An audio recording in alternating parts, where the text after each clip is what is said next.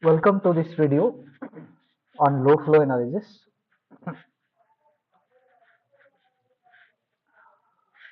In this video, we shall learn load flow by Newton-Raphson method. This is our fourth learning outcome. Now, before going to this load flow by Newton-Raphson method, let us first understand the concept of Newton-Raphson method. So, I will demonstrate this concept of Newton-Raphson method with an example.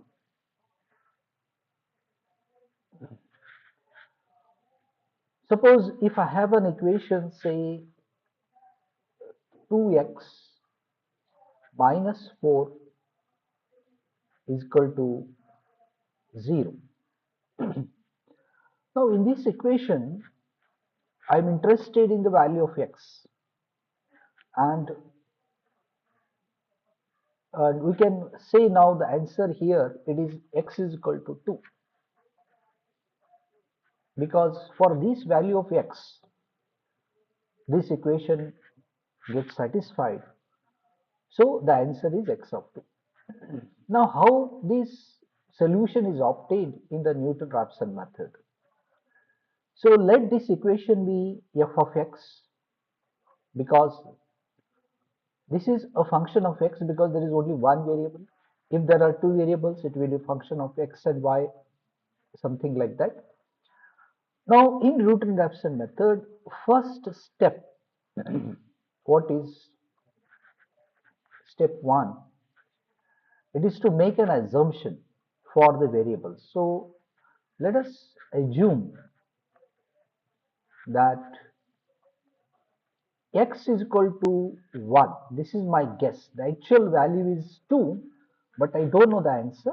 Let us assume that. But so I start with the assumption x is equal to 1. Now, step 2,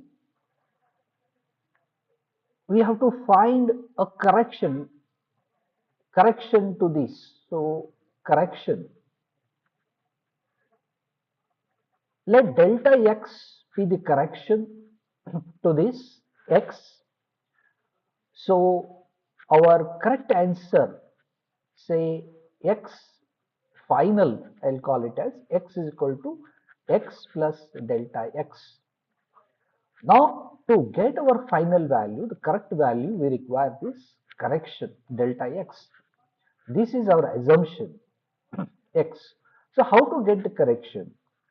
This can be obtained by Taylor series. So, what Taylor series says that now for this correct value, that is x plus delta x, this equation must also satisfy. That is f of x plus delta x, this is the value of the function for the final value, it should be equal to 0. Now expanding this equation by Taylor series and rounding off the equation to the initial value considering only first order derivative. So what this equation says, f, what is this Taylor series says, that now calculate f of x plus derivative of,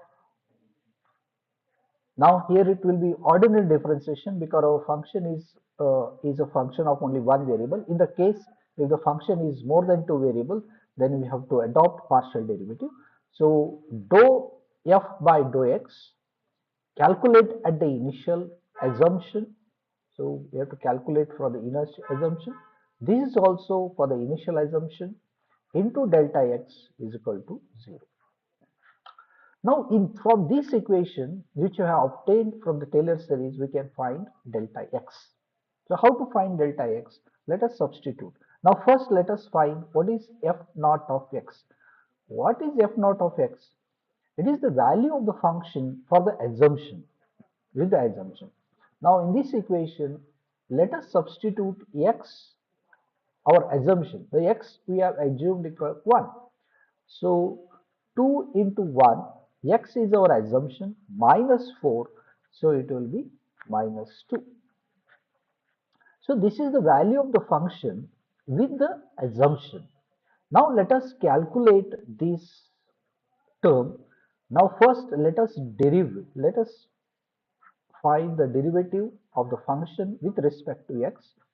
Now let us differentiate this equation. If you differentiate this equation with respect to x, it will be simply 2. Now it is not a function of x. So in this, if it was a function of x, then we would have substitute x with our assumption. So that is our derivative with the assumption. So we got, now it is 2. Substitute this into this equation, what we will get? So it is minus 2, this is minus 2 value, and the derivative term, it is uh, derivative term, it is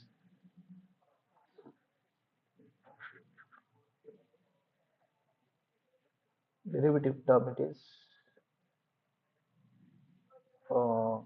2 into delta x is equal to 0. So what is the value of delta x? Delta x will be equal to 2 by 2, it is equal to 1. So now what is our final? So from this equation, we have find out now the correction vector delta x, and our assumption is that to that assumption we will add, so our correct value or final value, assumption is 1 plus delta x is 1, so we got the final correct value as 2. So here in NR method, we have to remember that we want one equation, and now it is to be in this form, the what we call it as equality form, that is equal to 0. Then there will be certain variables, we have to make assumptions. Now in this case we have only one assumption. If it is there are more 2-3 variables, we have to make assumption for all the variables. Then we have to find out the correction to that assumptions, delta x. And how to find out delta x? We can adopt the concept of Taylor series. Okay, and that assumption we have to add up with the correction we have to add to the assumptions to get the correct value. So this is the simple concept of Newton-Raphson method. Now let us go to load flow, how load flow is performed by Newton-Raphson method.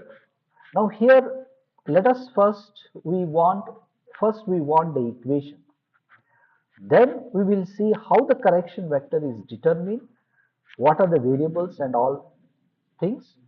So let us start with the thing which we know, that already we know the power flow equation is Pi minus jqi is equal to Vi conjugate summation yik into it is Vk. This is our power flow equation, already we have derived.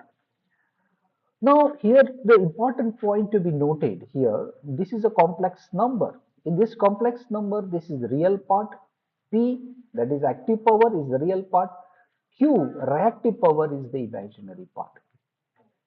And when this complex number is equal to this, it means that this is also complex number. And this complex number will have a real part and it will have an imaginary part. So the real part of this equation will give you P, and the imaginary part of this will give you Q. So we have to, now I will split up this into real and imaginary. So here the active power, this P, I am only interested in the active power. So it is the real of this equation. As I told, this entire term, it is a complex number, and the real part of that will be equal to active power. Similarly, the reactive power, it is the imaginary. Now here I put minus sign because here we have this minus. So imaginary of this This is a complex number. Imaginary of this will give you the reactive power, and minus is there because this term here it is minus. Now, with this real power equation and reactive power equation, let us move further. Now, what I will do to develop the concept of load flow by NR method, I will take a simple example. Then, with this example, we will generalize the equation. So, here I have taken a 3-bus system. This first bus is a slack bus and voltage is already specified at this bus. Now we have to determine P and Q. P and Q, these are unknown. So somewhere I will write because they are very important parameters. So what is known and what is not known? What is known parameter and what is unknown parameter? Okay, so I will not consider now the first bus. I will go to second bus. Okay, now this second bus, it is a PQ bus. I will write here, it is a PQ bus. The real power is given 400 megawatt and the reactive power is given as 250 MER. These are known. So I will write here P is specified and Q is also specified, and these are 2 and these are 2, that is at second bus. So it is written as P2 specified, Q2 specified. Now what is not known at this point? The voltage is not known, that is the magnitude. What is the magnitude and what is the delta angle? These are the parameters we require to find out. So we require V2 and delta 2. These are the unknowns. Then let us come to third bus. This is PV bus. At this PV bus, P is specified as 400 megawatt and V is specified, the magnitude is specified 1.02. So I will write here P2 is only P3, I will write P3 is specified, and what is not specified is Q3. Q3 is not specified at this point, Q is not specified. And what are the variables here? The variable is only delta 3. I will not now consider Q3, I will consider only delta 3. So these are 3 specified at the PQ bus. P2 and Q2 is specified, at the PV bus P3 is specified, and these are 3 unknowns. So this understanding is required to understand this NRLF model. Now we want equations. As I told, in the NRLF model, in the Newton-Raphson, we should have the equations, equality equation that equate to be 0. So how to get that equation? This is called as, the equations here are called as power match equations. In the Gauss-Seidel method, we were having voltage equations, but here we are developing power mismatch equation for real and reactive power at PQ bus. Now you see here at PQ bus, P is specified, Q is specified. Now we will obtain uh, 2 power mass equation, one for real power and one for reactive power. So here it is given the power mismatch equation for real power. Delta P2 is equal to P2 specified. P2 is given here, it is 400 megawatt minus P2 calculated. Now what is this P2 calculated? P2 calculated is our previous equation what I have told. This is our P2 equation. So this is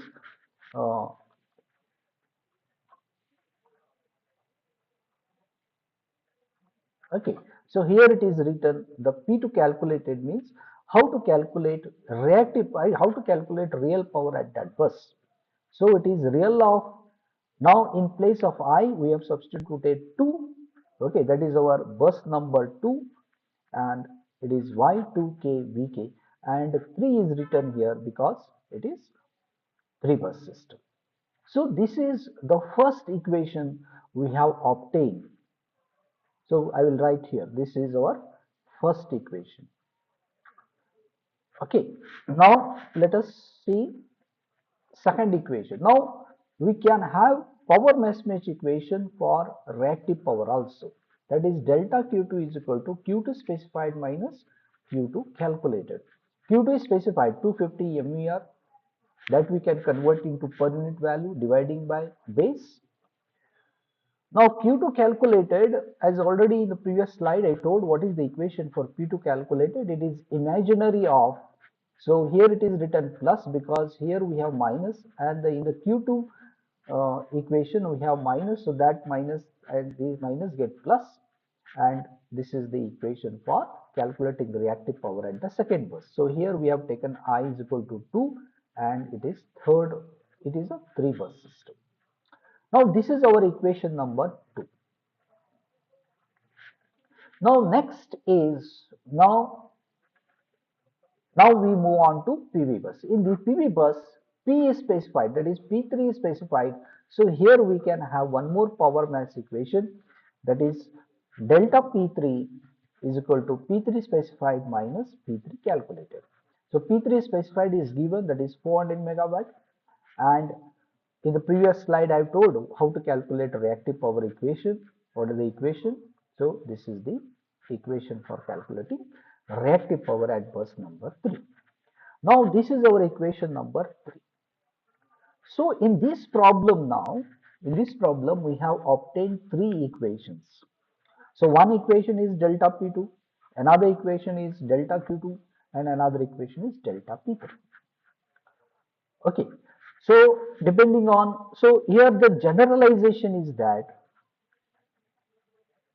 PQ bus, each PQ bus will give you 2 equations, and PV bus will give you 1 equation. Okay, one for P, one power mismatch for P, one power mismatch for reactive power, one power mismatch for active power.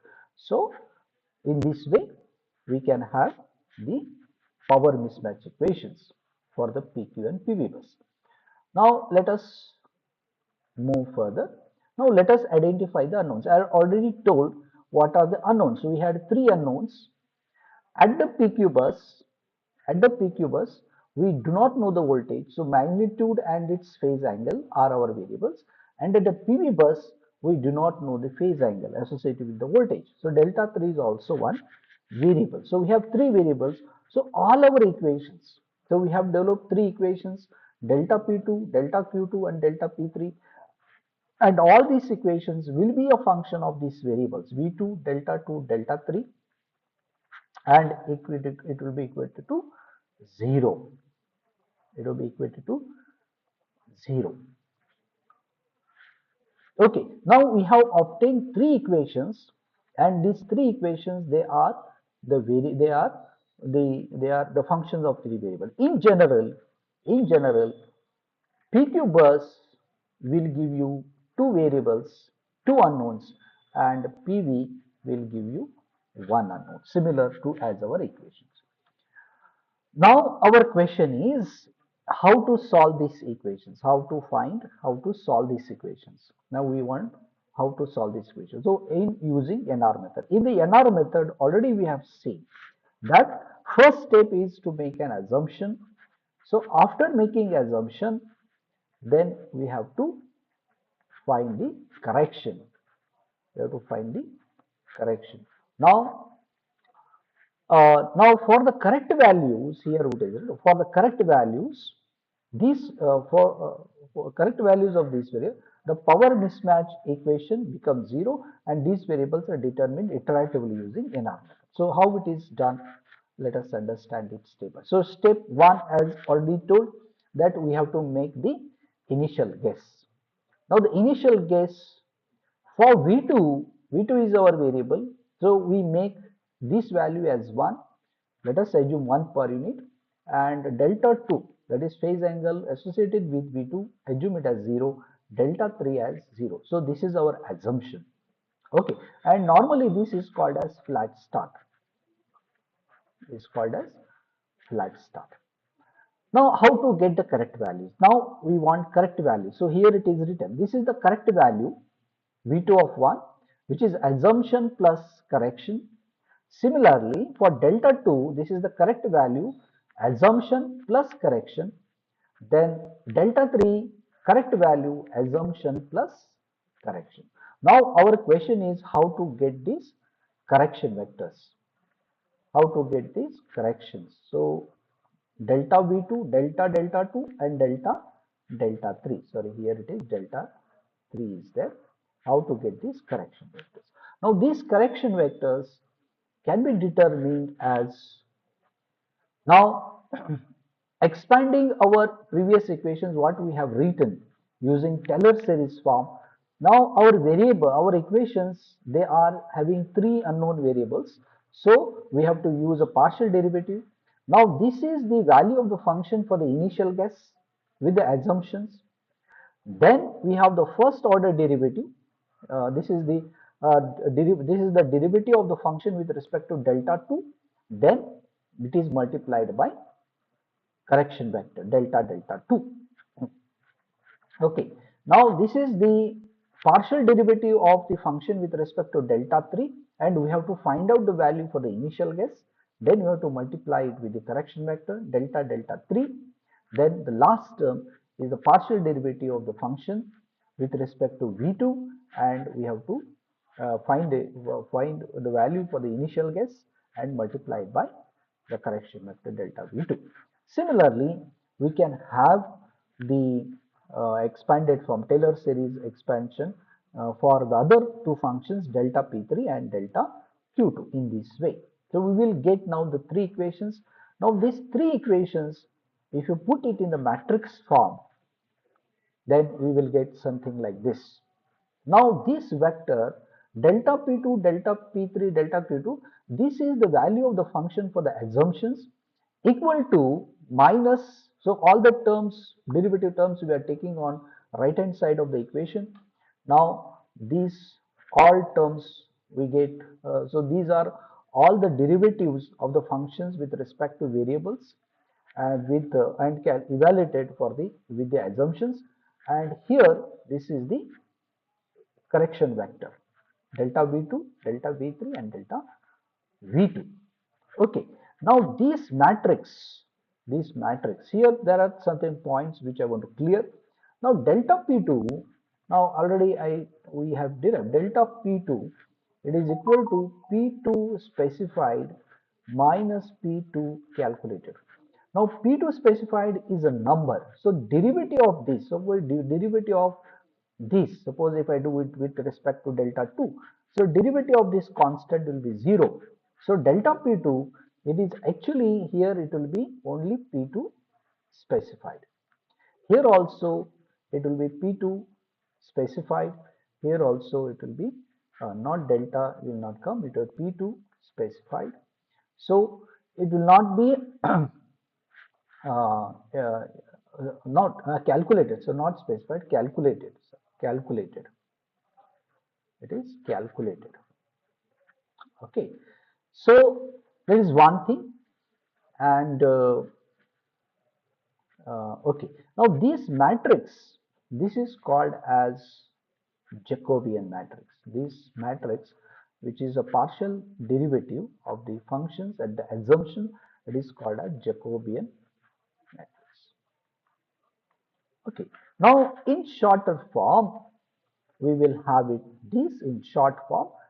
This is delta p, delta, this is delta p and delta q.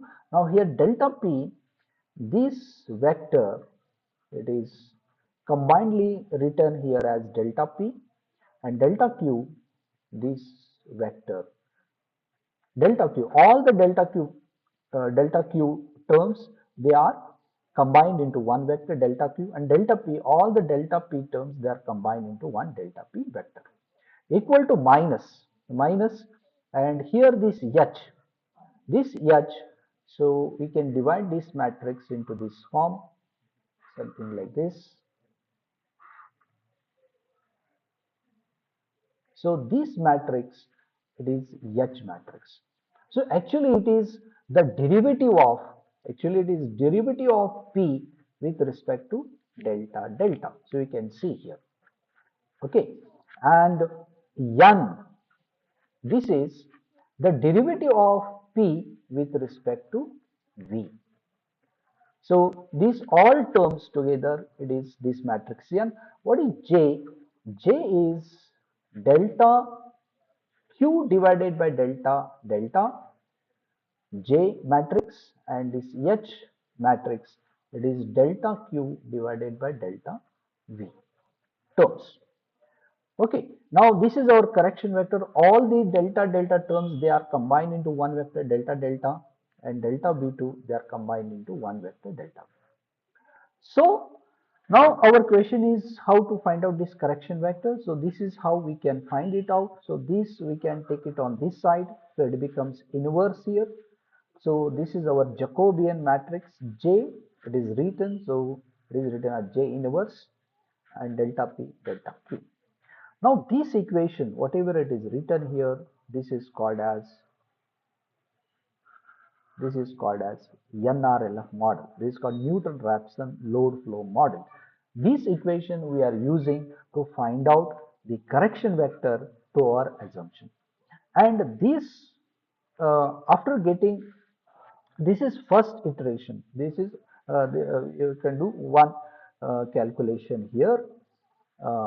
This is one iteration. So we will get the correct value after one iteration, and if that value do not satisfy our equations, that is delta P delta Q, then we have to go for the second iteration. So whatever correct values we are finding out in the first iteration, that will become the assumption for the next iteration. So this iteration process will continue till our functions delta P delta Q, they become 0. So this is how the load flow is performed in Newton-Raphson method. Now once we get the value of the voltages, then as usual we can perform the load flow. So that is find out the line current, line flows, then bus power, bus current, etc. So in this video, up to this only. In the next video we will go ahead with the flowchart of Newton-Raphson method. So okay, thank you very much in this for this video.